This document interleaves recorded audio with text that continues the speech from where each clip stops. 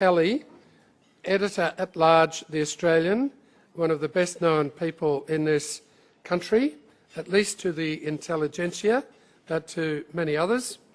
And we all know of Paul's outstanding career as a journalist and commentator for the media, for The Australian, for the ABC TV.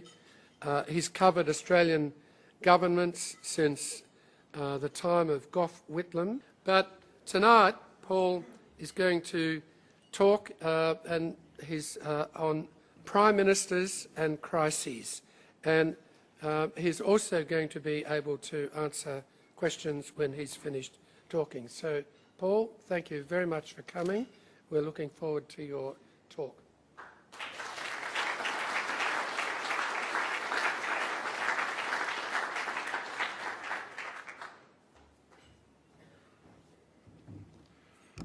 Thanks very much, Alan. It's great to be here, and thanks for that generous introduction. I don't know who told you to give me that free plug, but it's much appreciated. It's a great pleasure to address this dinner tonight. When Alan first asked me, I said I doubted very much that I'd be able to make it. When he told me the subject matter, the management of crisis, I knew I couldn't resist. After all, I am a newspaper man, and journalists love crisis. We thrive on it, inside the organisation perpetually, and outside in terms of what we're reporting. So it's a life of multiple crises, if you like. But let me tell you, politicians love crisis. They just love it. It gets the adrenaline pumping. The world waits. The media focus on them, and at the apex of power, it's during crisis they take decisions that really matter. It's a crisis that brings out the underlying character of a politician. But for a politician and for a journalist, crisis, I think, is like sex. You need to be prepared. You're always in anticipation. You're convinced you've performed brilliantly, and you can't keep quiet about your success. That great New York Times newspaper man, Harrison Salisbury, recounts in his memoirs a 30-minute late-night briefing he got from John Kennedy at a Washington hotel during the Cuban Missile Crisis. As Salisbury left, he caught a momentary glance in another room of Marilyn Monroe, obviously there to get the next briefing on the Cuban Missile Crisis. I guess Kennedy was pretty well informed that night that the world might be ending. A case of every man for himself. Talking of US presidents, Ronald Reagan knew that when you face a crisis, often it's best just to relax and enjoy it. And Reagan was a genius at this. He once explained, "I'm not worried about the budget deficit.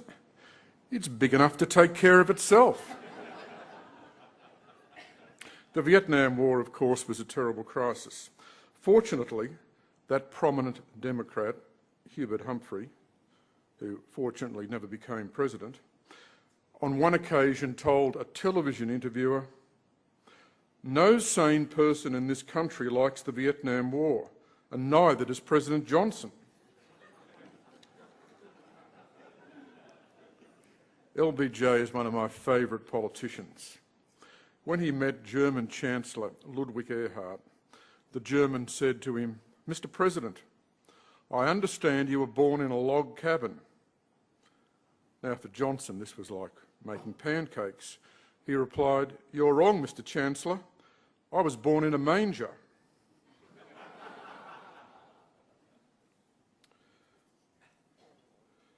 I can remember being fortunate enough once to have a small lunch with John Kenneth Galbraith, and he told us this story. In fact, he told us lots of stories, but one of the stories he told us was when he was working for Johnson. He was at home, and wanted to have a sleep in the afternoon. He told his housekeeper not to wake him.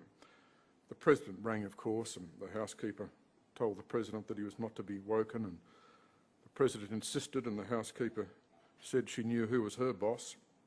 She wouldn't be waking Professor Galbraith. So eventually, when he woke up and spoke to the housekeeper, Galbraith called the President and asked the President, well, what did he want? And Johnson said, look, I can't remember why I was calling you, Ken. It doesn't really matter. What does matter is ensuring that as President I've got the best staff, and I want that housekeeper of yours working for me. Johnson also said that when he came to Washington to work, to work for FDR during the New Deal, Roosevelt said to him, we don't care whether you're a Canadian, just so long as you're a Democrat. He also told us another story that he was having trouble. He was sending these submissions up to the White House and no answer, he was getting nowhere. And at the White House reception he was chatting to Eleanor Roosevelt and he explained the problem he was having getting his papers cleared through the White House, and she said, well look, the next time you've got a submission, why don't you send it to my office first? And I'll have a chat, and after that you could just send it up through the normal channels. And he tried that and no trouble from that time on. But I'll get into trouble with Alan if I don't get serious, so let me move on to get serious. Of course, Canberra's a serious town these days. We've got a serious Prime Minister, a serious Deputy Prime Minister, a very serious Treasurer. I mean, they don't even make jokes about the opposition. I mean, give us a break.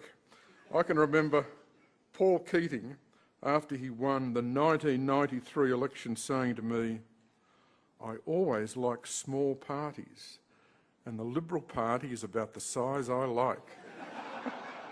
Of course, it's even smaller now.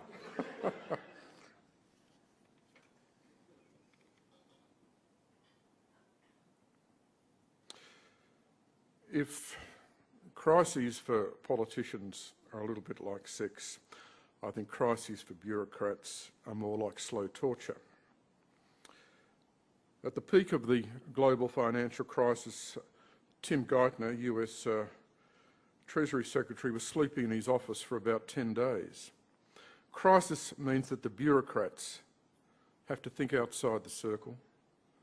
They've got to hose down the damage, they've got to stabilise the situation, often devise a new policy and work to the limits of their physical and intellectual abilities.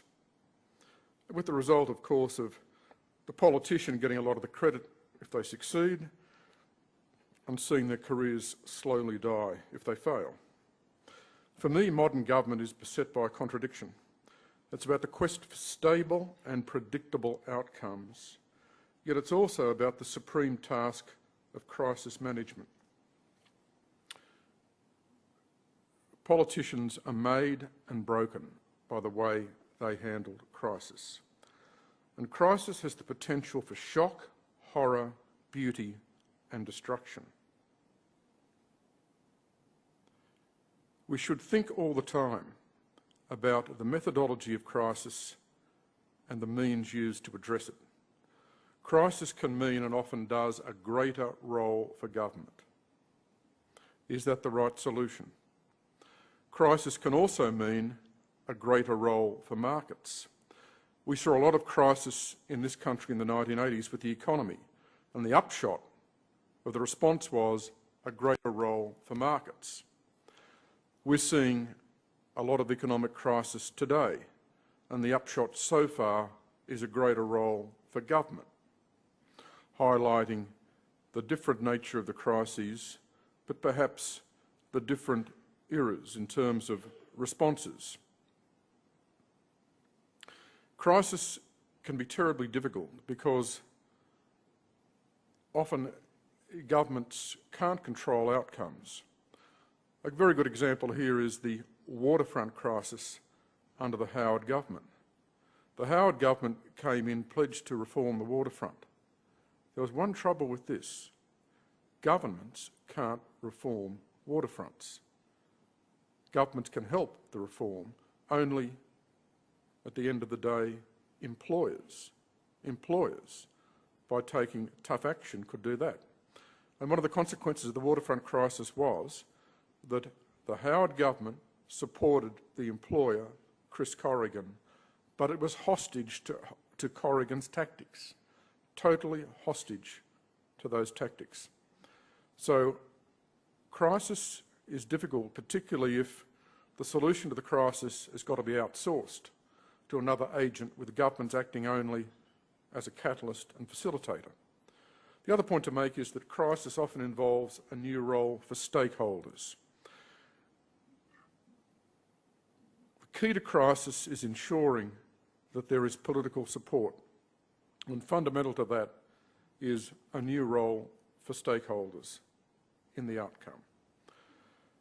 Now, we've seen in recent times in Australia, under the Rudd government, a classic example, I'm certain it will be read about for years and years, in terms of the Rudd government's response to the global financial crisis. Before the crisis, in September 2008, Rudd was a compulsive activist, searching for a meaning to his prime ministership. And it came rapidly one weekend in early October 2008. Sitting together with his senior ministers and advisors, the Rudd government decided on a bank guarantee covering deposits, a guarantee in the wholesale market to ensure the current account deficit could be financed, and it authorised the first stage of what would prove to be a huge fiscal stimulus. I just want to point to a number of aspects of this crisis which I think are important. First, I think it highlights what seems to me to be at the time a high degree of trust between the political leadership and the advisors. I think the crisis created an intense interaction based on personal ties, institutional respect, and a capacity to deal with one another on the policy and intellectual issues. The key ministers and the senior bureaucrats rolled up their sleeves together. And there was a palpable sense that the globe was on the edge. The financial system was on the edge. So I think the first point to make is that this sense of trust between the political leadership